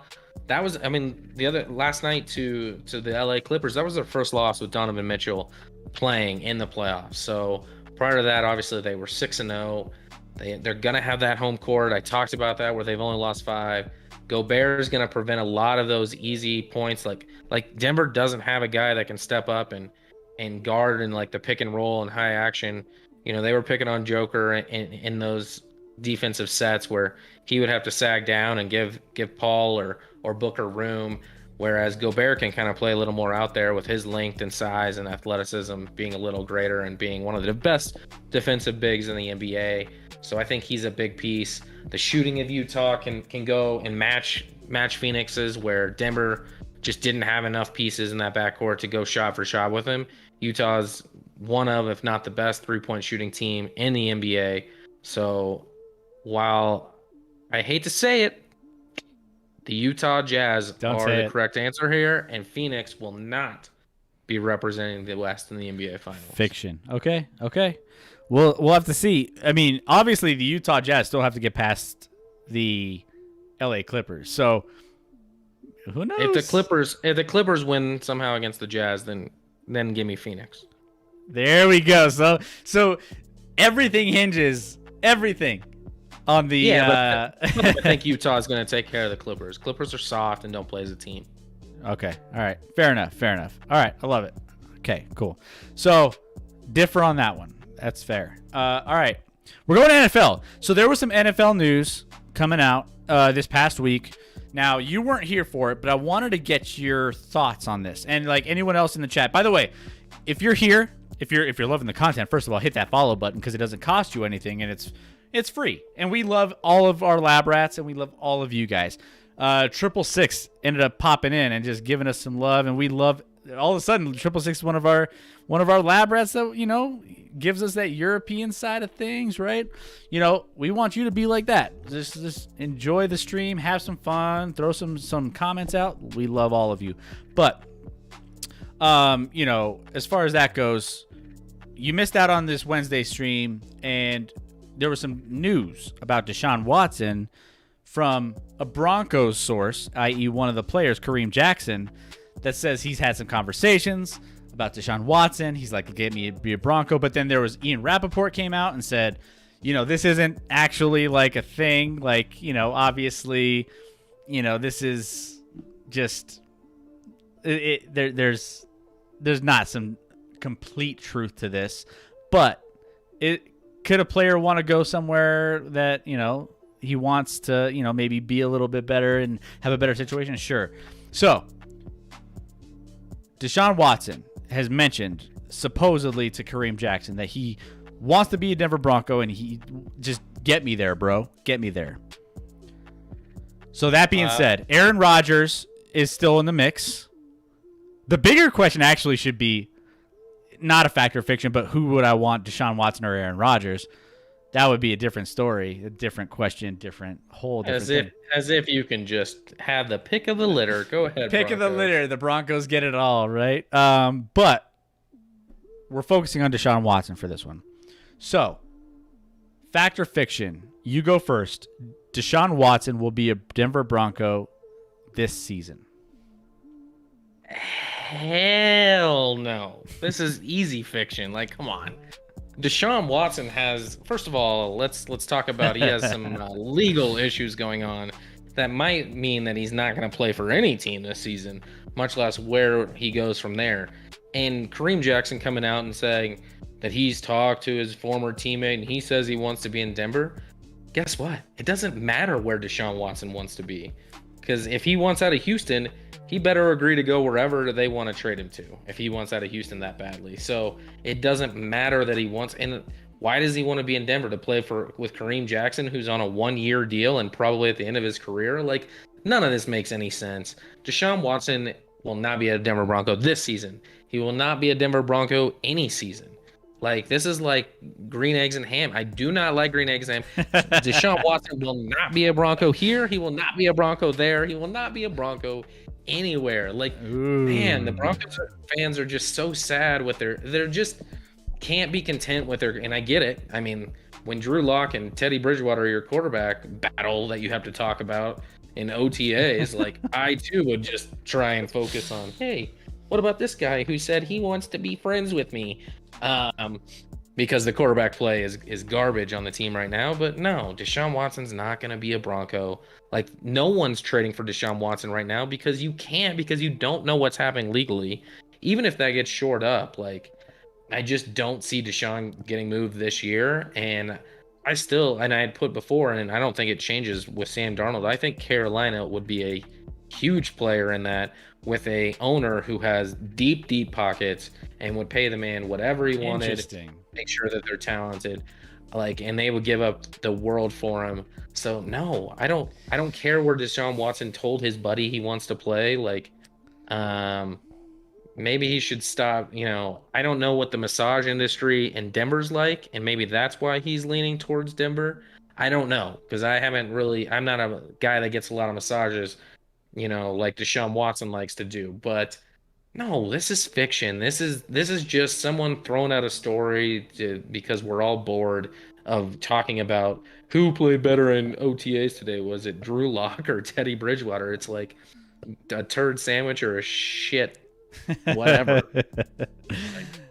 Come on. You know what the answer is here. Now, I will say, there are some things legally to get figured out, one. And two, on the other side of the spectrum, the Broncos do have enough to send back. Because for a starving organization that has 0 draft picks, 0 players, 0 anything that they're excited about, they traded away all their all-star players. J.J. Watt's gone. And you name, like, everybody's gone. Everybody. You need something to get excited about from a PR standpoint. So, if you can pull in, like, anybody from the Broncos, I don't care who it is, especially if Drew Lock's part of that deal, you're kind of excited about that. So from a trade standpoint, I think the Broncos have a little bit there to offer. However, I will say, I think this is fiction as well.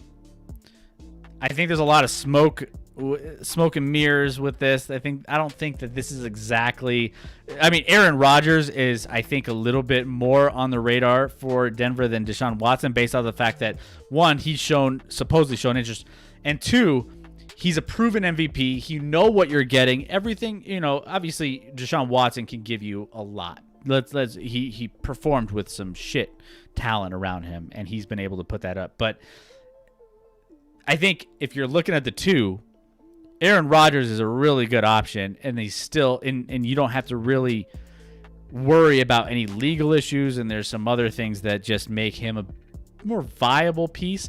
Now, there was actually a report I think I saw today. I don't know how extensive this is correct, but there are some people saying that, Aaron Rodgers might be more of a 2020, not a 2021 option, but a 2022 option. It might be a year out.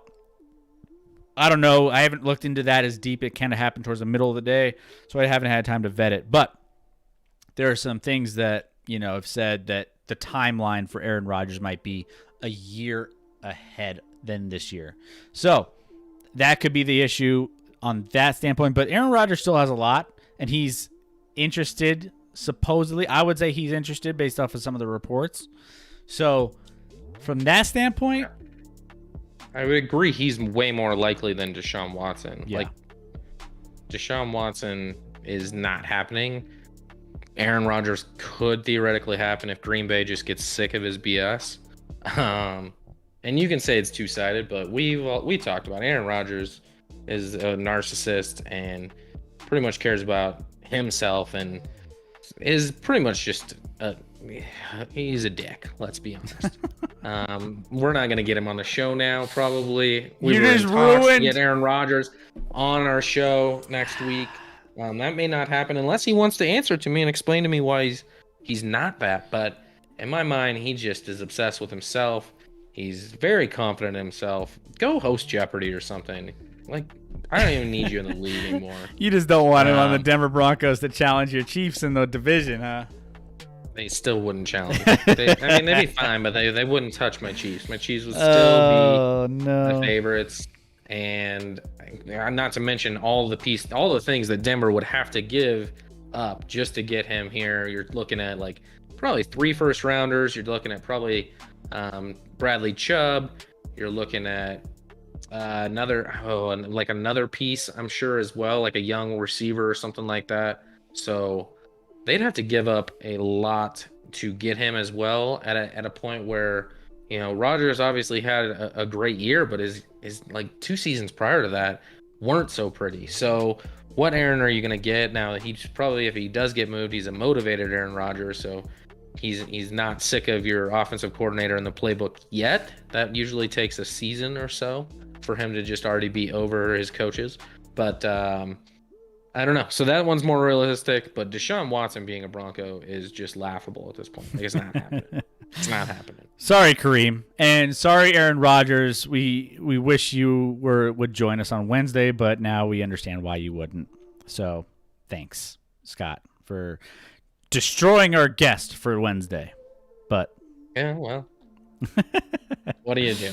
What do you do? All right. So we talked about this earlier. We teased this a little bit. So the Bucks are in an interesting series, tied up 2-2 with the Brooklyn Nets. Now, one, you have Harden down with a hamstring injury, which he's had since the end of the regular season and re-aggravated in the playoffs. You have Kyrie Irving, who went out with an ankle injury. He walked out of the stadium in a boot, like those heavy-duty boots that, really, it doesn't look good for him to return, at least in the next couple games. The Bucks have really, they come back. They've won 2 straight. They've really shown that their depth, and they've been able to rebound and not only score against Brooklyn, but be able to hold them, play a little bit of defense towards them as well. KD had a rough game this past game. KD is honestly on his own at this point. He's the guy. Now, he wanted to be the guy. He's always wanted to be the guy. He's always gotten shit for going to other places where he's not the guy, i.e. Golden State, Just joining teams that have already been established and just kind of piggybacking off of them. That's kind of his MO, right? But I will say, fact or fiction, and I think I'm first actually, by the way. Bucks will win the series against the Nets. Now, I'm torn on this one. I got mine. If Kyrie Irving and James Harden are out and you have one guy that you have to defend and you have a team that can... I'm going to say, as of right now, given Kyrie not playing in the next 2 or 3 games, I'm going to say fact. The Bucks will win the series against the Nets, and that's only due to injuries. Now, if Kyrie's able to play, that's a different story. I think he'll be able to come and if he's healthy. But again, this looked really bad. So the fact that he's not going to be able to play, James Harden's not going to be himself. We already know James Harden doesn't perform in the playoffs up to the ability that he typically does in the regular season. And then KD has to have a superhuman game, which he can do, but you're letting everyone else on Brooklyn beat you, right? And that's okay at this point. You're taking away everybody else. I think the Bucks are deep enough, if this injury is bad enough, to win this series. They have the momentum. They've won 2 straight. I got Bucks.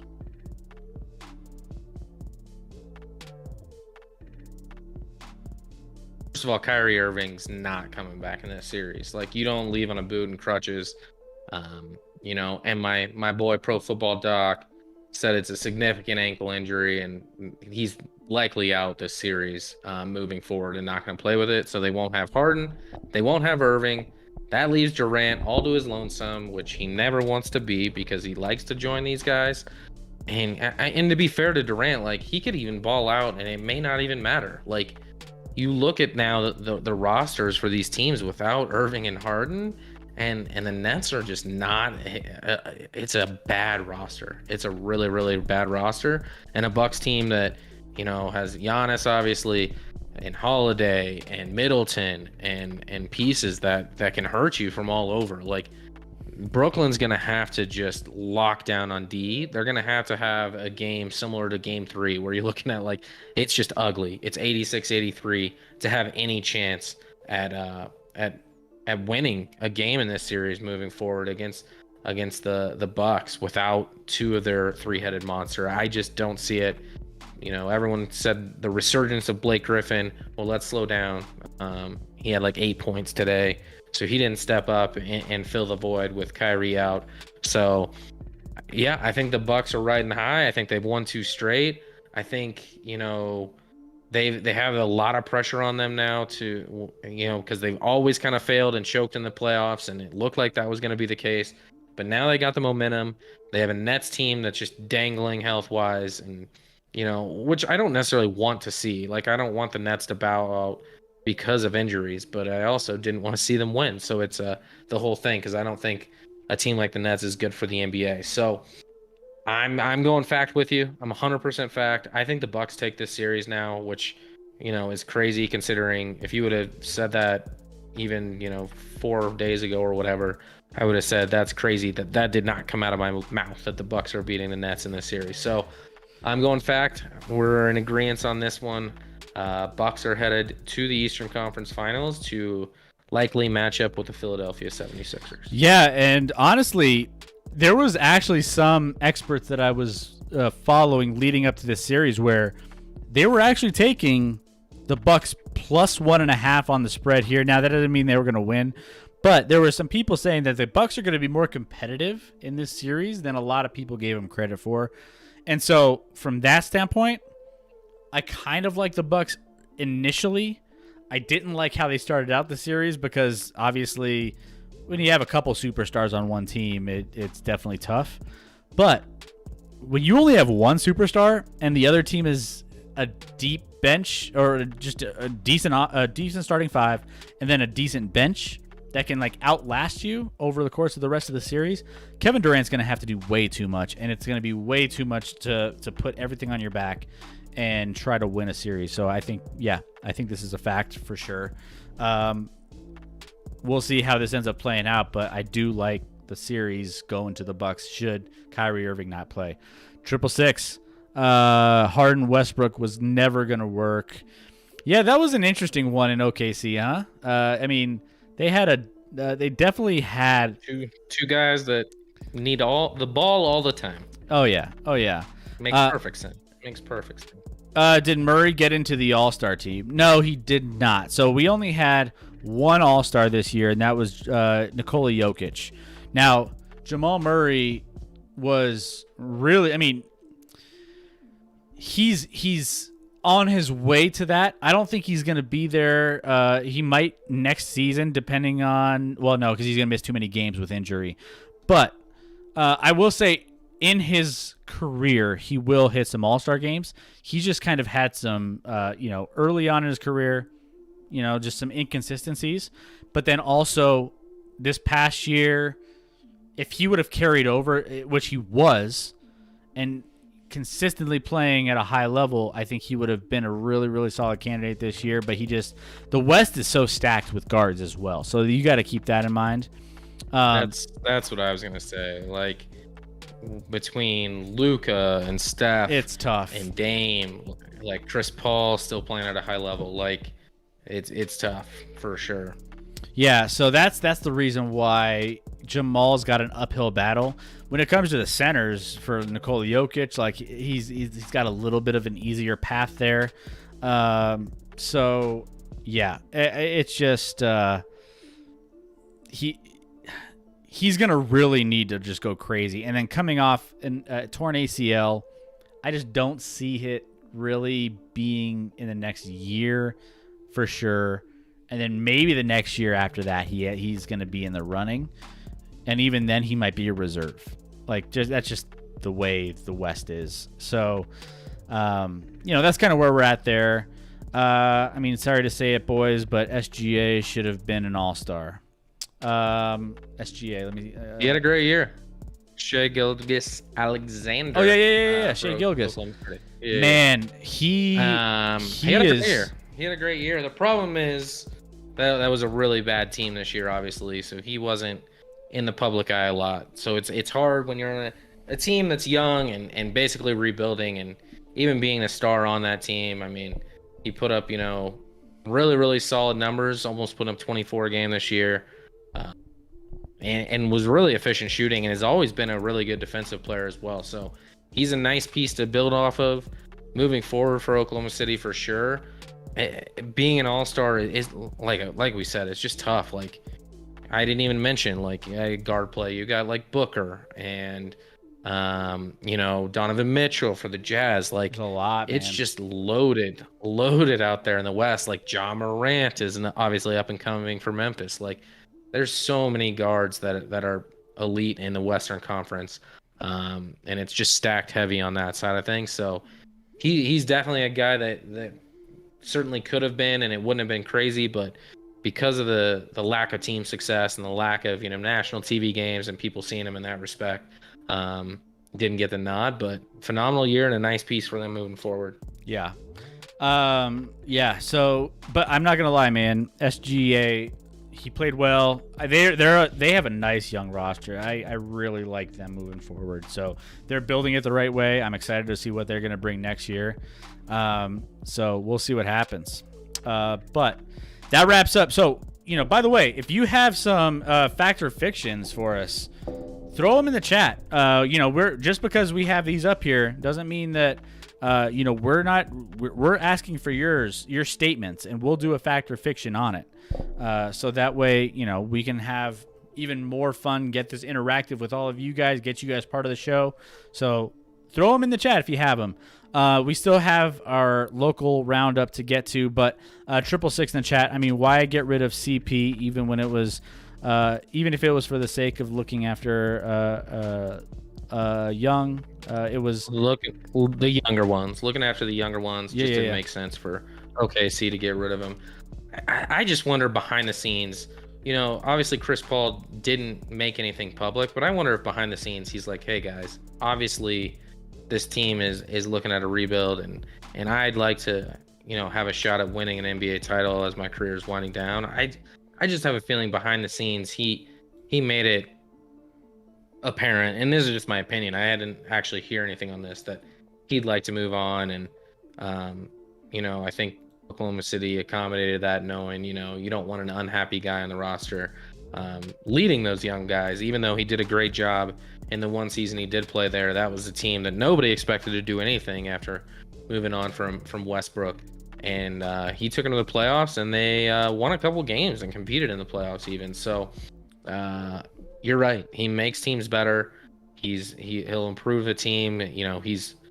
They kept referencing his assist to turnover ratio in this series against the Nuggets, which was like, I don't know, 40-4 or something. So like a 10-1 ratio there. So he certainly does that.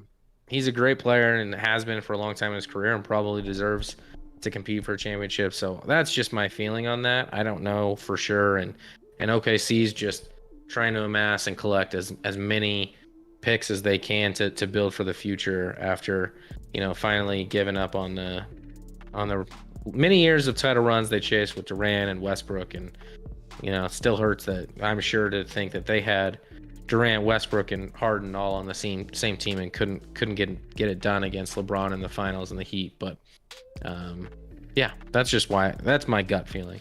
CP is defying the odds for me. I just think he's just like one of those guys that you think he's done, and then he comes back and does it again. Then you think he's done, and he comes back and does it again. And it's like, man, how does he keep doing it, man? Like he's defying the odds, and just like, he's just solid, man. You can't get past that.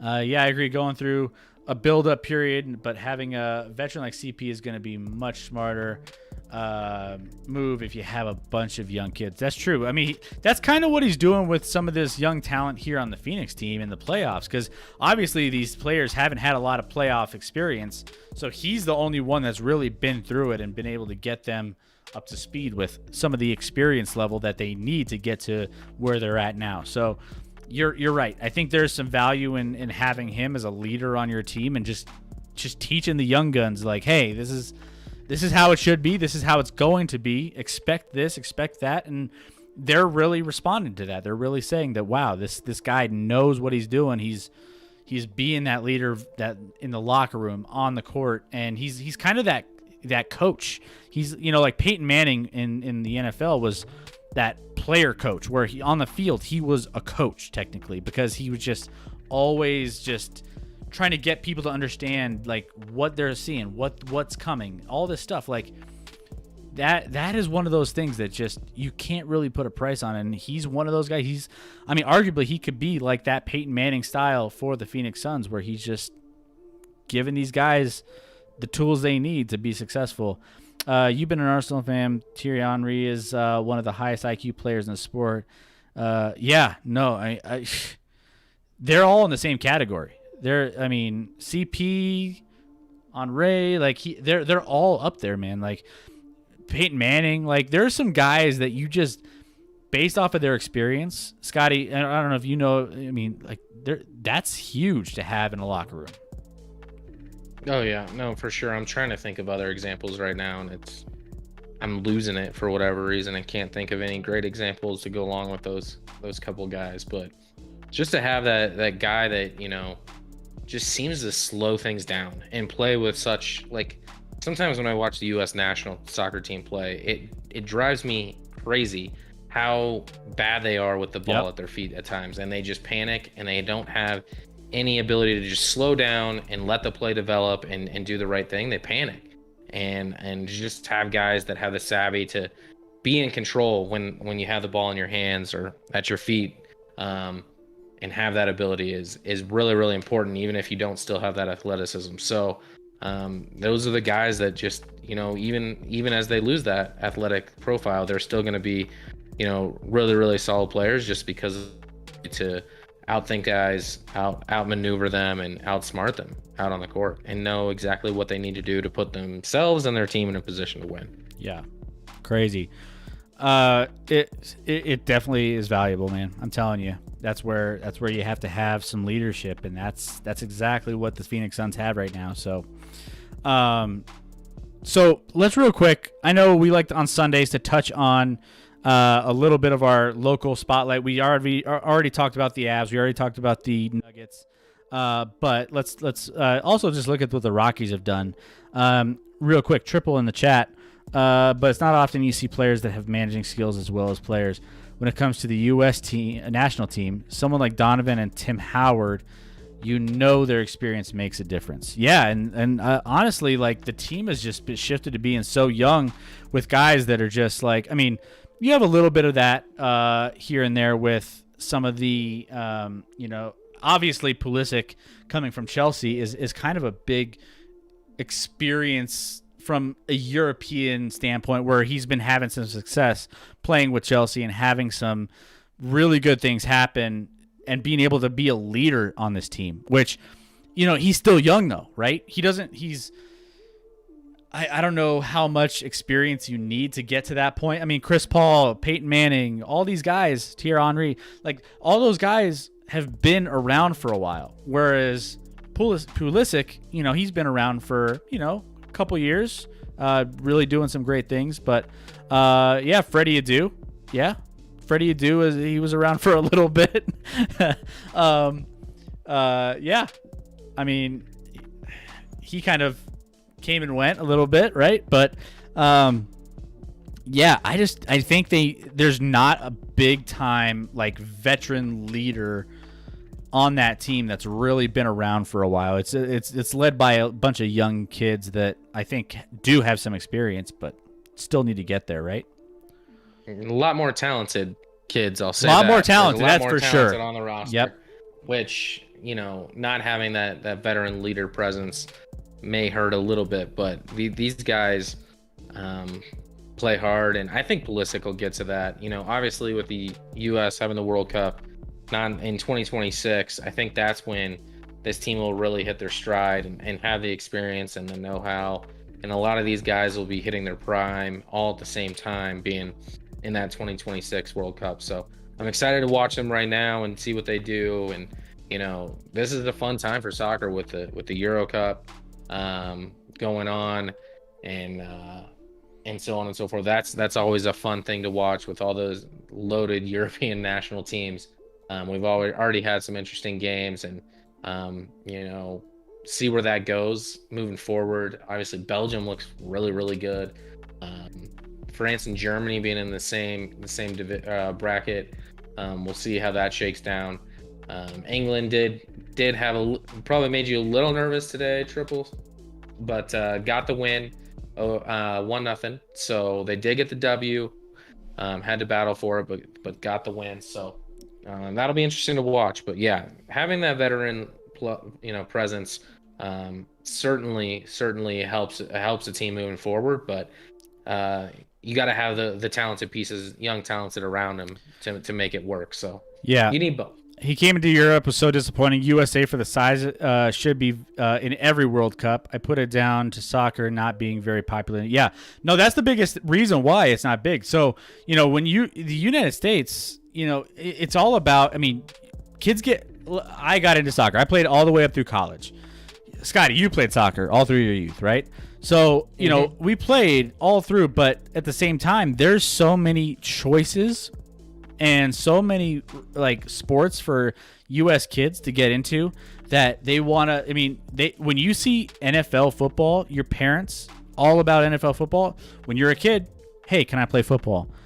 Basketball, NBA's on right now. You see LeBron James, you see Steph Curry. Hey, I want to play basketball. I want to shoot threes like Steph Curry. Like, soccer here isn't televised really that much. It's not. MLS isn't a big league here.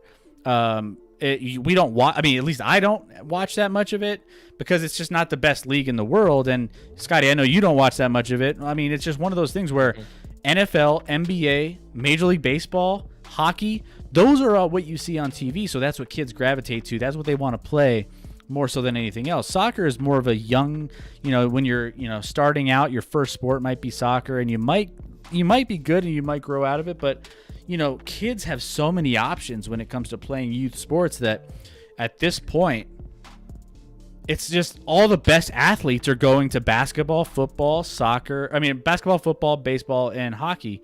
And we're not getting the best athletes. Can you imagine if some of the best athletes across those various sports go to soccer? And it would be insane. The athletes that we could put into our soccer system. Yep.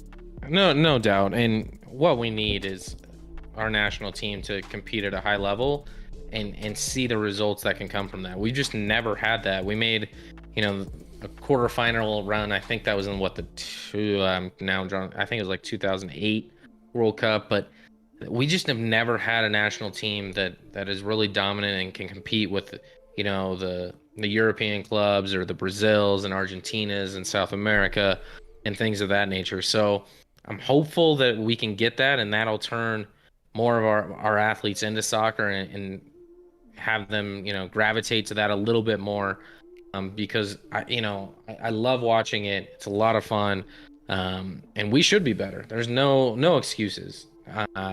We don't have the training. We don't have the right training process moving forward. We don't develop skill. It's all about results. It's a results thing in America. So scoring a goal, regardless of how you developed the play or how you did it, it doesn't matter. It's just, hey, I scored a goal, rather than developing the tactical skills, the know-how to, and to be smart out there. Like, America's kind of not known for their skill level, and it's more just athletes that, kind of come in and might outmuscle you, stronger, faster, things of that nature, but can't match these teams on a skill level. So hopefully we progress here. I feel like every couple of years they talk about, and it comes out like, hey, this is going to be where soccer finally takes off in the US and becomes a major player in the US. And it's just never quite materialized the way people think it might. So We'll see if it can moving forward, but I'm still going to watch the US national team.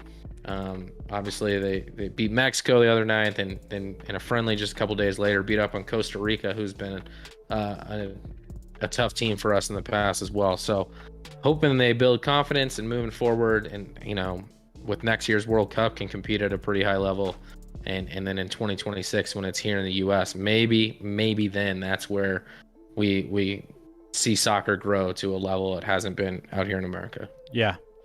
But as far as the Rockies go here, the Rockies, it's been a rough week, right? It's been a rough week for all of our teams. So, as far as our Mile High spotlight, now that the Avs are done, the Nuggets are done, the Rockies, are pretty much the only team in town right now. So, we're going to be mixing up our Sunday show a little bit more moving forward, since there's not going to be as much happening on those other fronts. So just keep that in mind moving forward on Sundays. We're going to be talking maybe more soccer, more a little bit of everything, just to kind of have some fun, especially with, all across the board, everything that we have going on in the sports world. So, but the Rockies just coming up a little bit short this week, not doing well against Miami or Cincinnati, and just really laying an egg here, man. Yeah, the whole story with, they probably didn't have a good week is notice every single one of those games they were on the road. They're now 5-27 away from Coors Field, where they're 20-14 at Coors Field, played good baseball, and 5-27 on the road. As you can see with some of these scores, there was a 3-game stretch where these games weren't even close. 11-4, 11-5, 10-3. They're just not able to compete. Never, did get up to 5 runs in a game, but in Cincinnati is like a hitter's ballpark dream. Like, Great American Ballpark is a hitter's ballpark for sure, and we scored 9 runs over 3 games, and that's just not going to cut it. Return home tomorrow for another homestand at home, so we'll see what happens there. And we're getting closer and closer to the All-Star game. We're just under a month out from the All-Star game being in Denver, Colorado at Coors Field. So have that look forward to. But Good thing the Diamondbacks are in their division to make them look good, because the Diamondbacks are actually 5 games worse than the Rockies in the division standings. So we can look up on somebody, as the Diamondbacks have the worst record in all of baseball, but 25-41 overall. I don't think there were high expectations going into this season, and it's kind of materializing, unfortunately. So we'll see if, at least they can continue to play and figure out some pieces moving forward, seeing if Brendan Rodgers can develop at, either short or second base moving forward as a full-time player that can contribute the way we thought he could when he was drafted with, 3rd overall in the draft out of high school several years ago. But other than that, like it's kind of just, there's going to be some dog days this summer, as they're not going to be competing in any fashion for postseason or anything like that this year. If you're a betting guy, though, here's some betting tips. And I'm taking you out of this, Scotty, because you can't touch this. Yep. You're not gonna say a single word in this next little bit here. But Rockies at home, I personally have been keeping an eye on this home and away. Rockies have been really profitable for me on the road and really profitable for me at home. So take with that what you will, bettors out there. Scotty doesn't touch any of this stuff. He doesn't do any of this stuff. But just from that standpoint, I like to have fun with it. Triple, wish all you boys the best. It's been a pleasure chatting. Thanks for having me. I'll 100% be back. Love the stream vibe. Keep it going. Hey, man. Hey, appreciate you, Triple. We have a big community here. It was kind of quiet in the chat tonight, but it was so much fun to have you as a part of us, part of the Lab Rats here. We are excited to have you, especially over the pond, man, coming over, and especially at that time frame. It's what? Now it's like 4:45 there. So appreciate it. Love you, man. We'll hope to see you back here for coming streams. We're here every Wednesday and every Sunday, at least here in the United States, and then that kind of carries over to the next day for you. So. Yeah, so thank you so much, guys. Hit us up on all of our social media. If you're here and you were with us all stream long, thank you so much. Hit that follow button. It means a lot to us. We love each and every one of you. Thank you for everyone who participated. Deb, Triple Sec. Thanks for all the followers. Stefan, Facebook, Triple Six, and Resock from last time. All of you guys, we love each and every one of you. Scotty, you'll be here on. Are you going to be here on Wednesday show? I'll be here on Wednesday. There we go, back to back. We're making it happen here. Starting the streak. Just hitting the streak now. All right. No trips planned, and day baseball on Wednesday at the Rockies. So I'll be on Wednesday night. Sounds good. Triple Six, closing this out here. I mean, why get rid of CP even if it was for the sake of looking after the young ones? I think that was from earlier. You scrolled up there. Oh, sorry. Scrolled up. My bad. I wish I could throw you guys a few bits, but I don't have the option. No. Just wait. We're still growing the stream. We're still, getting there. But hey, once we're there, love to get your bits, man. Love it. We're still trying to grow the stream. But thank you. Keep that in mind for us. Love you guys, and we will see you back here Wednesday night here on the Action Lab on Facebook, on Twitch, and on YouTube. We're streaming multi on all 3 of them. We have a huge show for you Wednesday, so don't miss it. We're going to be covering Triple. We're going to be covering some of that Euro soccer, so make sure you're back here along with everyone else here, and we will have some fun with that. So love you guys. Have a fantastic start to your week, and we will see you then.